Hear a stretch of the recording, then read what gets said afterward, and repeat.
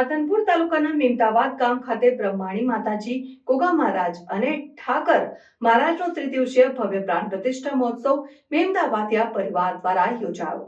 રાધનપુર તાલુકાના મેમદાવાદ ગામ ખાતે સમસ્ત મેમદાવાદિયા પરિવાર દ્વારા બ્રહ્માણી માતાજીના અને ગોગા મહારાજ અને એવમ ઠાકર મહારાજની પ્રાણ પ્રતિષ્ઠા મહોત્સવ ભવ્ય ઉજવાઈ રહ્યો છે।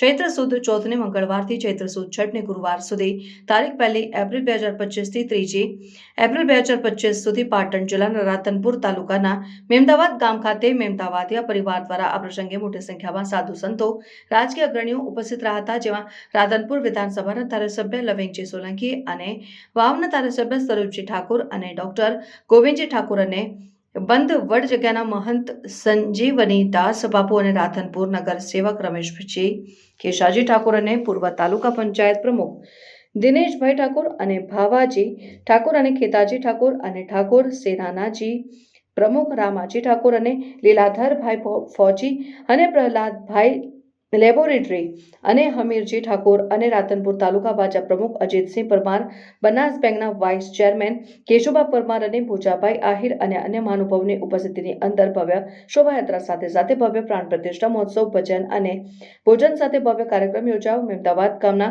મુસ્લિમ સમાજ દ્વારા મેમદાવાદિયા પરિવારનું સન્માન કરવામાં આવ્યું હતું। સાથે કોમી એકતાના દર્શન કરવામાં આવ્યા હતા। મુસ્લિમ સમાજના લોકો દ્વારા પણ ફાળો આપવામાં આવ્યો હતો, તો મુસ્લિમ સમાજના અગ્રણીઓનું મેમદાવાદિયા પરિવાર દ્વારા સન્માન કરવામાં આવ્યું, તો મુસ્લિમ સમાજના લોકો દ્વારા પણ ડોક્ટર ગોવિંદજી ઠાકોરનું સન્માન કરવામાં આવ્યું હતું। આ પ્રસંગે ભવ્ય કાર્યક્રમ યોજાયો, મોટી સંખ્યામાં લોકો ઉપસ્થિત રહ્યા હતા। મેમદાવાદ ગામની અંદર અમારા મેમદાવાદિયા પરિવારના કુળદેવી એવા બ્રહ્માણી માતાના પ્રાણ પ્રતિષ્ઠાનો કાર્યક્રમ હતો।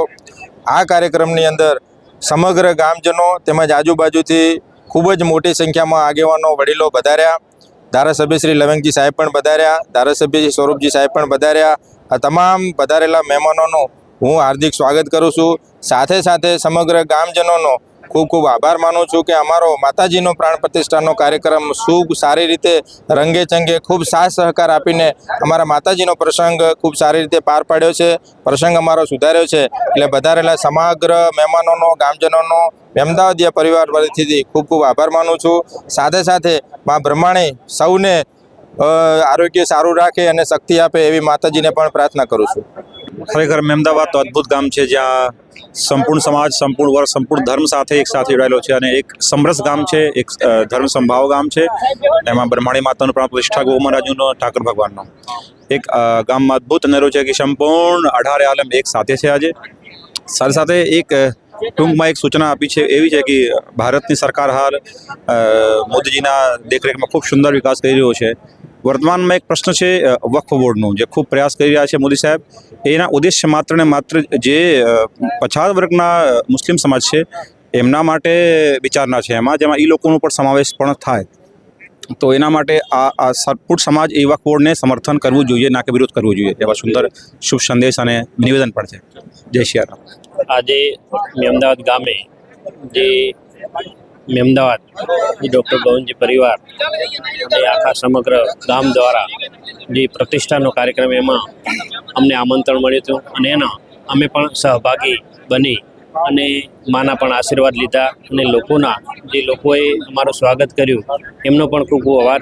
એમાં સંતગણ પણ પધાર્યા હતા, સંતગણના પણ આશીર્વાદ લીધા અને આ પ્રતિષ્ઠા થકી ગામને સુખ સંપત્તિ શાંતિ રહે એના માટે માને પ્રાર્થના પણ કરી અને ખૂબ જ આનંદ થયો અને અમારું માન સન્માન કર્યું, સ્વાગત કર્યું બદલ તમામનો, મેમદાવાદ પરિવારનો તમામનો ખૂબ આભાર માનીએ છીએ। મેમદાવાદ પરિવાર દ્વારા સરસ મજાનું આયોજન, એમાં આપની હાજરી શું કહેવા?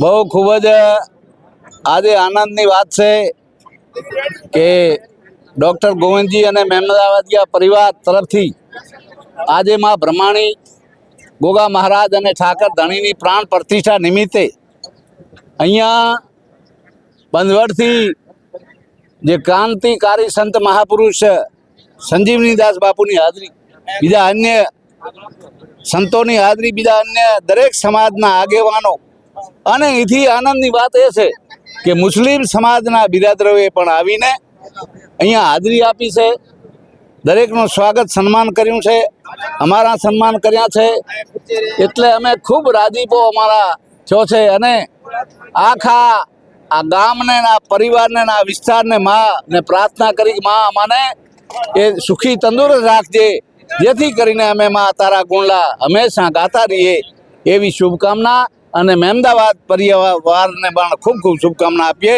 કે આવો આનંદ અવસર જેવો અવસર કર્યો છે એ બદલ ખૂબ એમનો આભાર.